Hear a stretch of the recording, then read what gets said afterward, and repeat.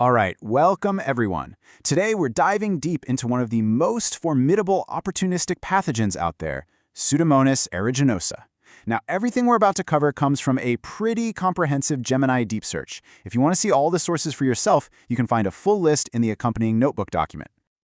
Okay, let's jump right in. We're going to start with the basics, what this bug is, where it fits in the grand scheme of things, and why it's such a major headache, especially in hospitals.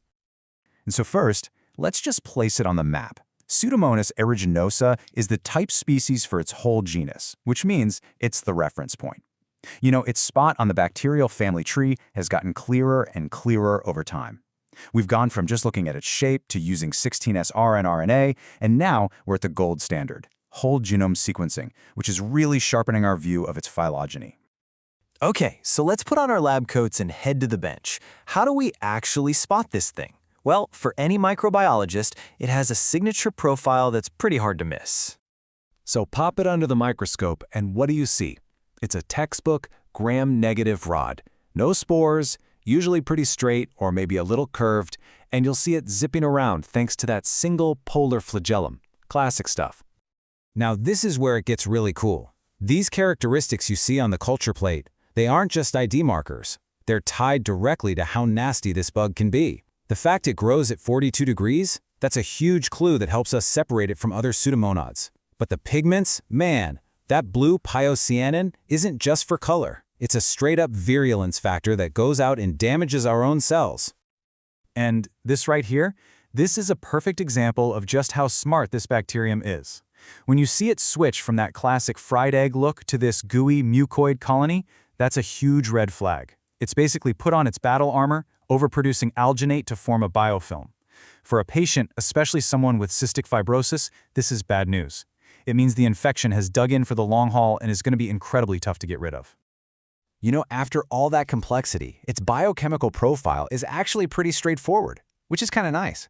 That positive oxidase test, that's usually the first quick check we do at the bench, and it immediately points us in the right direction for this non-fermenting powerhouse. All right, so we've seen what it looks like in the lab, but what about at the bedside? What happens when a patient actually gets an infection with Pseudomonas aeruginosa?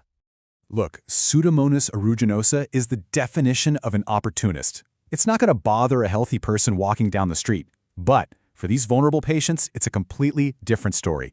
A ventilator, a catheter, a serious burn, a weakened immune system, that's like rolling out the red carpet for this bug to invade. And the list of infections it can cause is just huge. We're talking everything from hospital-acquired pneumonia to nasty UTIs. And you know, some of these are major clinical clues. If you see something like ecthyma gangrenosum, those necrotic skin lesions, you should be thinking Pseudomonas sepsis and checking for neutropenia like right now. Same with malignant external otitis, that just screams underlying diabetes. Okay, now we get to the heart of the problem. The single biggest challenge when we're dealing with Pseudomonas aeruginosa is its absolutely incredible ability to resist antibiotics.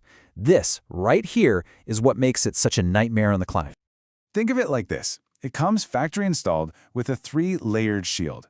First, its outer membrane is like a fortress wall, making it tough for drugs to even get inside.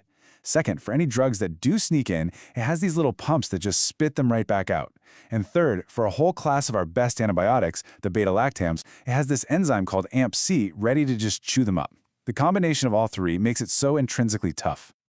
And if that wasn't bad enough, on top of its built-in defenses, it's a master at picking up new resistance tricks. Sometimes it's a simple mutation, right? It just closes a door, like the OPRD porin, to block our carbapenems. But the really scary part is when it starts borrowing weapons from other bacteria. That's horizontal gene transfer. It can grab a plasmid carrying a gene for something like a metallo-beta-lactamase, and just like that, it's resistant to almost our entire beta-lactam arsenal. It's a huge problem. So with this master of resistance, how in the world do we fight back? How do we manage and control it? Well, you absolutely need a clear playbook. So when we're talking treatment, what's the game plan? Well, rule number 1 is that you have to be guided by the susceptibility report from the lab. You just have to. But the clinical guidelines are what give us that critical starting point. Let's take an example. Here in the Netherlands, we look to the SWAB guidelines. That's the Dutch Working Party on Antibiotic Policy. For a really serious infection like sepsis, they'll often recommend hitting it hard and fast with combination therapy right from the start, something like an anti-pseudomonal beta-lactam plus an aminoglycoside like tobramycin. The idea is to cover your bases while you're waiting for those lab results. But what about the worst of the worst? For those super-resistant strains, what we now call DTR, or difficult-to-treat resistant Pseudomonas aeruginosa, we have to look at international guidelines, like the ones from the IDSA in the States. These are absolutely essential because they guide us on how to use the newer big-gun antibiotics like ceftolozane tazobactam or cefadroxil. These are often our last line of defense. And we can't forget about kids. With pediatric patients, it's not as simple as just adjusting the dose for their weight. It's all about pharmacokinetics and pharmacodynamics, right? Take piperacillin tazobactam. You need to dose it more frequently, maybe every 6 hours, just to make sure that drug level stays high enough for long enough to actually kill the bug. It's a crucial detail. Okay, and for everyone in the lab, this is where the rubber meets the road. Interpreting those susceptibility results. What does an MIC of 4 actually mean? Well, you have to compare it to the right standard. And these here are the latest UCAST breakpoints, the ones for 2025. These are the numbers that tell us if an isolate is officially susceptible to a given drug. Of course, treating the infection is one thing, but preventing it in the first place is everything. And honestly, it comes down to the basics of infection prevention and control. Meticulous hand hygiene, using contact precautions, deep cleaning the environment. These aren't just suggestions, they are absolutely non-negotiable if you want to stop this bug from spreading. But here's the thing a lot of people miss. You can't just focus on the patient's room. Pseudomonas aeruginosa has a hidden reservoir, the hospital's water system. It absolutely loves to form biofilms in sinks, showers, you name it. This means controlling it isn't just an IPC problem, it's an engineering problem. You need a whole multidisciplinary team managing the water to keep it in check.